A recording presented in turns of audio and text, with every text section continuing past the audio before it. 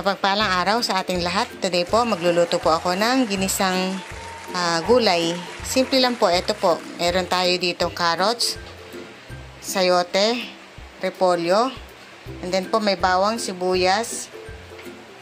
Meron po tayong gagawin. Ang panahog po natin ay ham. Tapos paminta powder, oyster sauce, liquid seasoning, toyo, mantika. At saka po gamit pa tayo ng konting magic sarap. Ayan. Ngayon po mag-start na po tayo maghiwa. Ito po, maghiwa lang po ako ng sayote.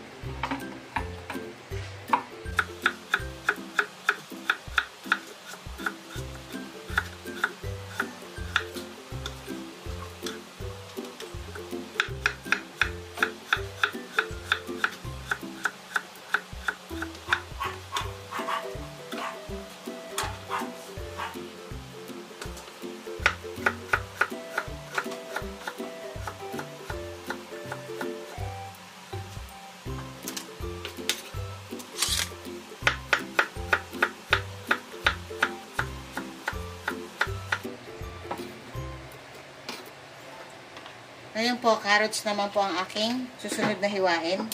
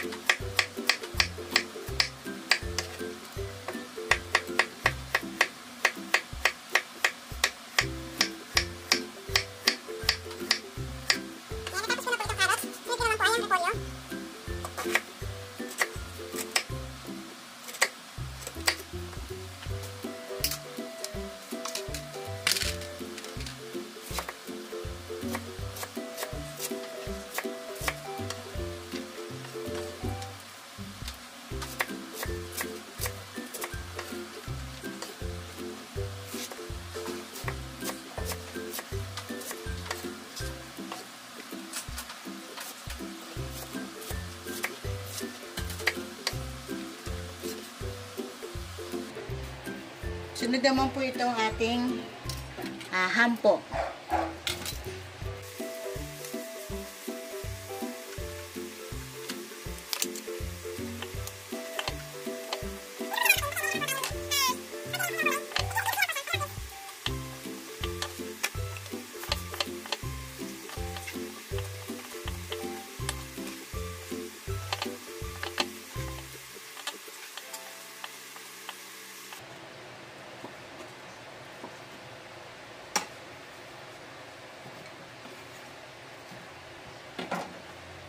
Ayan.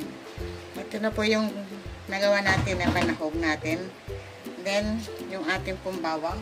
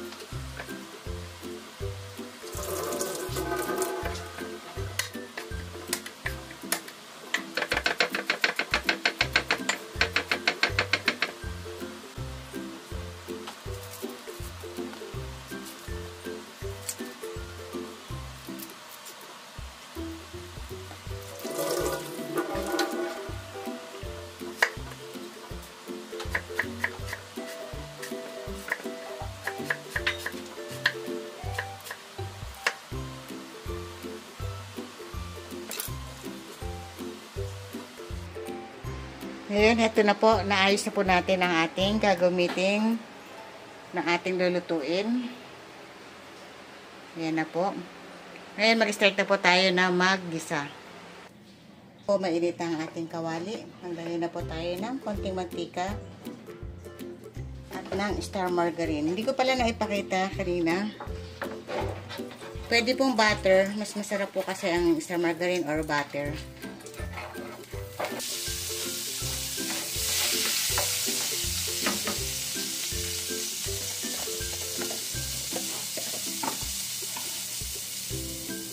Lagyan na po natin ang sibuyas.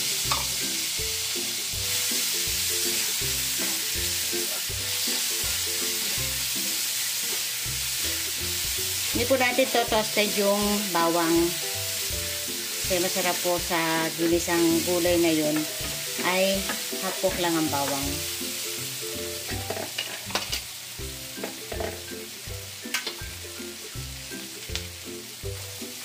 Bawang po, lagay natin.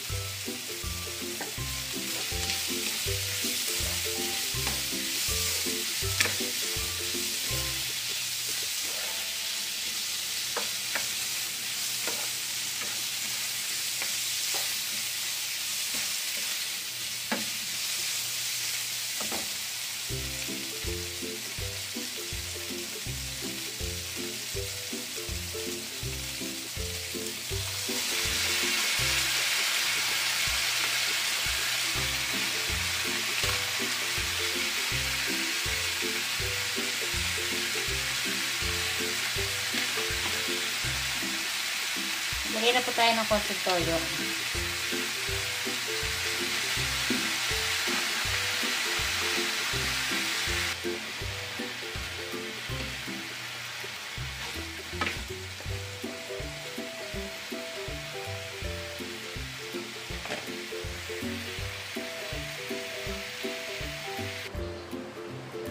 Buksan natin po. Pusa siyang nagtubig. Oh. Ang gulay po kasi magtutubig po yan. At hindi lagyan ng tubig.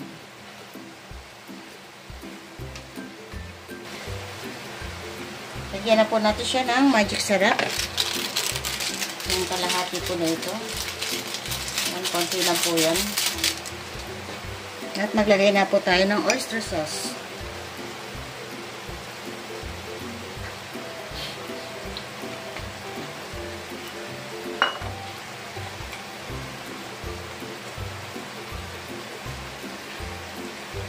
Sunod na po natin ang ating repolyo. Para lumasa na rin yung repolyo. Magkaroon na rin po ng lasa yung repolyo dahil sa mga nilagay nating ingredients.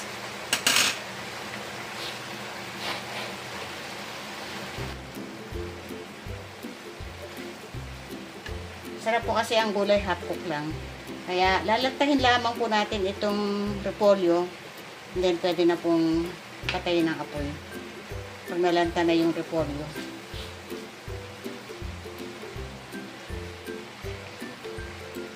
Simpleng lutong gulay lang po.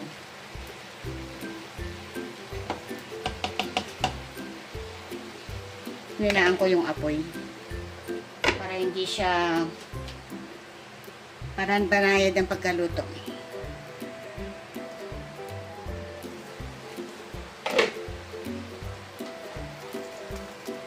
So, okay na po to.